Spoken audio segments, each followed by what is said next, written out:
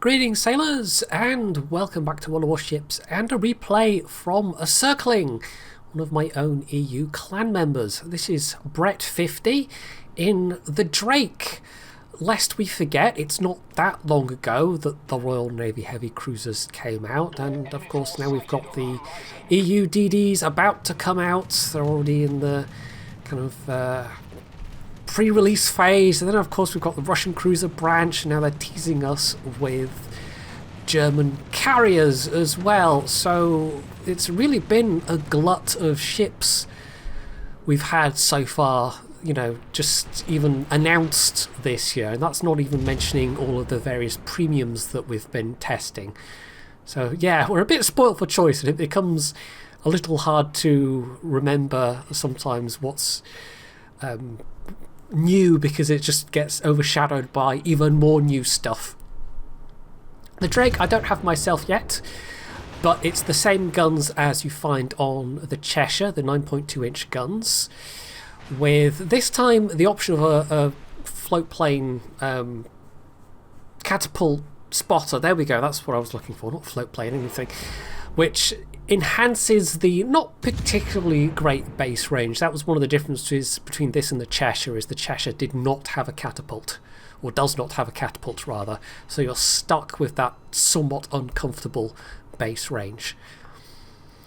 The guns themselves though are very meaty. They don't fire particularly quickly, although you can of course enhance that. That is a tier 9 with all the various tier 9 equipment slots available. But even so, it's not going to do anybody in on DPM. It's more the sheer impact of those individual shells. It's more like well, I don't want to say a mini Conqueror. It's not quite that bad. But in terms of heavy cruiser HE, this stuff is pretty meaty. This stuff can do a lot of damage. It has a high fire chance. And of course, being British cruiser HE, it's got a decent amount of pen as well, so yeah, it really isn't to be trifled with. The AP is also okay, but it's one of those cruisers where, yeah, you're not going to be switching from HE to AP that often. You're going to have to wait for those particularly opportune targets to use the AP, and the rest of the time it's just going to be HE as the safe option. You've also got, unlike some of the lower tier ships, well, it's around these tiers anyway, that the Hydro also becomes a lot more powerful. It's out to 5 kilometers, I believe, on the Drake, which is unlike some of the lower tiers, definitely, where it's a bit more of a self-defense mechanism. Once you get to tier 9, tier 10, you can use it much more offensively, potentially. So he's managed to sneak in and get the cap in a bit of a risky move. He does have a bit of vision from the Leningrad that's on this flank, but he's almost a bit lucky that he hasn't been particularly pushed by the enemy team here, and I think that's really in part down to the odd distribution of ships, how they've spawned in on this map. It seems like barely any ships have spawned in on the west, and so all the main action is going on over in the eastern flank. So far he's done a bit of damage, but he's not had that much to shoot at. He's only had a couple of enemy ships that came over here.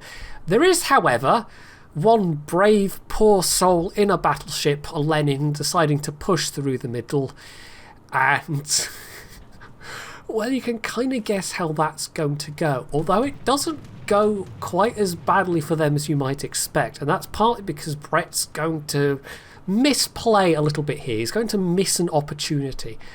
To be fair, this is his first game in this ship, but if you've played British cruisers at all, which Brett certainly has, you would know that of course you can do single fire torpedoes. But instead he puts out that spread of all 4, and the Lenin, having spotted him with his own catapult fighter, was able to slow down enough to only take 1.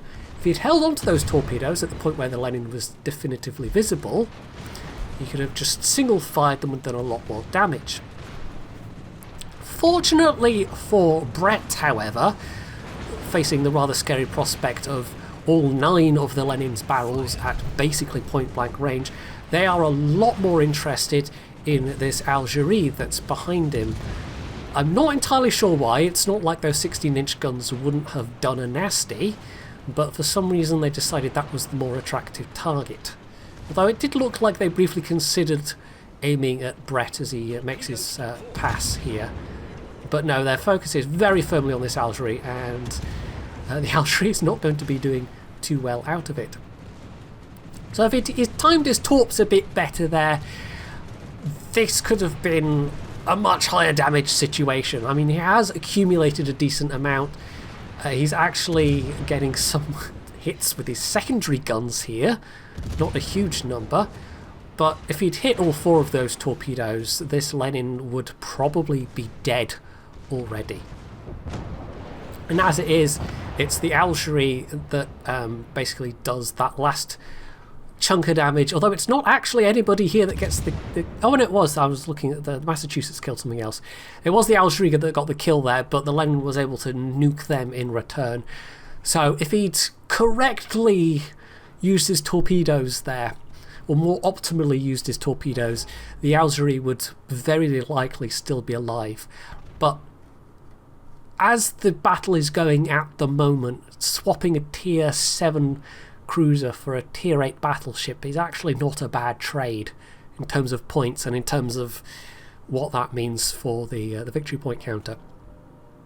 So he could just completely withdraw to his allies, but instead he turns round to engage with these ships now pressing from the west, who are emboldened by the fact that I think the Leningrad that was there got destroyed, and there's really nothing else to stop them at this point. They knew from the Lenin spotting that the only other ships had basically pulled back to deal with them. So he's in a position where he can kite, but because of the turret arrangement on this ship, it's a little awkward in terms of getting all 3 turrets available. And because he doesn't have the not expert marksman, the one that lets you know how many people are pointing their guns at you, for which there is a much more concise name that I forget right now. You know, that one. He would know exactly if the North Carolina is firing at him and, you know, how many of these other ships are. He does have the incoming fire alert skill though, which isn't one I actually see that often on replays. It's not one I tend to use myself either. So he's got a little bit of warning at the point when people are firing at him, but a lot of the time you have that with the visual shell trace indicator anyway. It does, however, seem like the North Carolina is largely ignoring him, which just leaves him to deal with the Shores.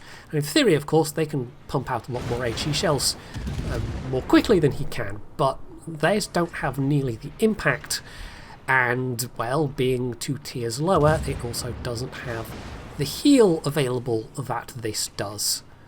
So the Shores is in a bit of a losing position here, and maybe they realise it. Maybe at the moment they are turning to try and make a circle round, which is a bit of a slow process in a Soviet cruiser, but that just gives Brett ample opportunity to actually get his AP going. It doesn't look like they are trying to turn, you know, they've just turned broadside. I think they were just trying to get all their guns on target, and only now do they realise the folly of their error. So he did take a bit more fire from the North Carolina there, but now that the Shores isn't spotting him anymore, he has a chance to get unspotted. This thing is actually reasonably stealthy for a heavy cruiser. Not the most stealthy, I think. I'm trying to think what the Des Moines can get down to. But overall, this line of heavy cruisers, they're pretty good in terms of stealth. Definitely not best in class. That generally goes to the Royal Navy light cruisers.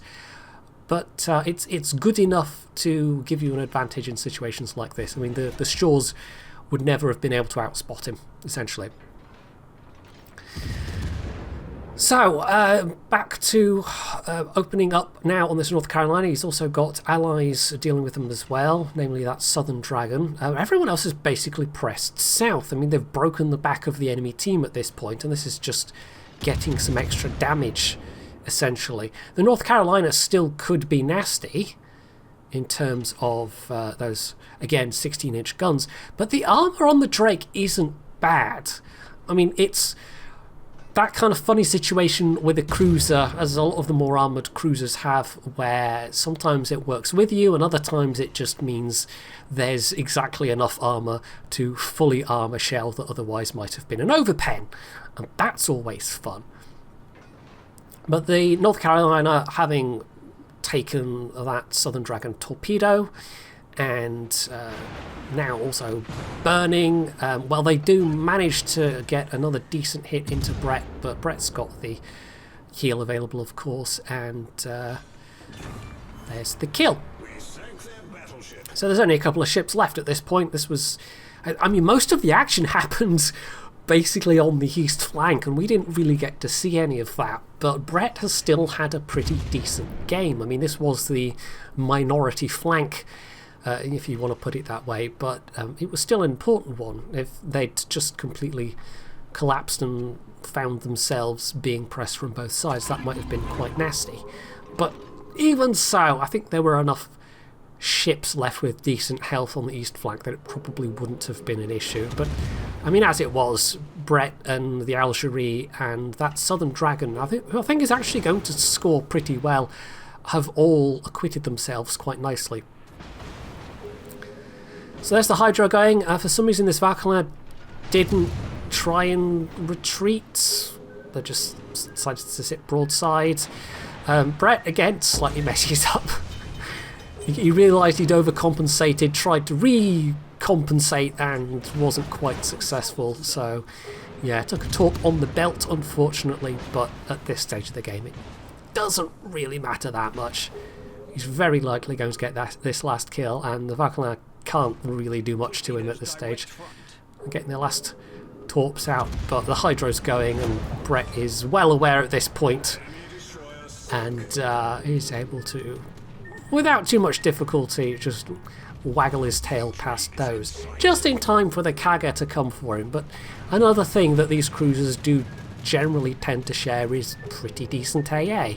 In fact, the Cheshire, the premium that I mentioned at the start of the video, has, I think, the best AA at tier 8. That's provided I'm reading a chart I saw from Little White Mouse correctly.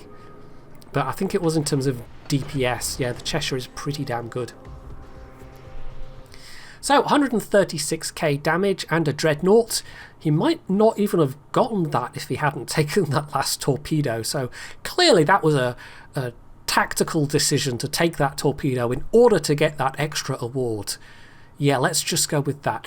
And all of that was actually enough to put him at the top of the team, even though this was the flank where, in theory, not a lot was happening. But that, of course, meant there was fewer ships to divide up the XP and the damage amongst. Whereas on the other flank, where the majority of each team's ships were, it obviously would have been a lot more diluted among a lot more teammates. So overall, it wasn't a spectacular match, but it was a pretty good showing for the Drake, and I thought, seeing as how it's a ship I haven't really, I don't think, shown on the channel since the Royal Navy Heavy Cruiser previews. In fact, did I even really cover it in any particular... No, I mean, I would have shown it on live stream once or twice, but I don't know if I particularly picked out a video for it. So yeah, it's just interesting as a reminder that, hey, these ships are still pretty new as well, whilst everyone else is furiously grinding away at their European DDs to get their free perma camos and furiously speculating about exactly how OP those new Soviet cruisers will be.